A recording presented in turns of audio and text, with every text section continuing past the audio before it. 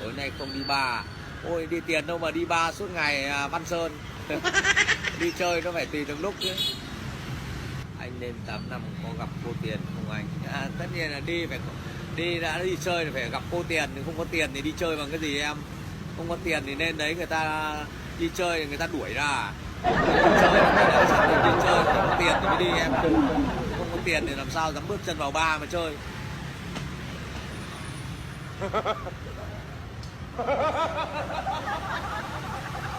Đi lên ăn cái anh ơi.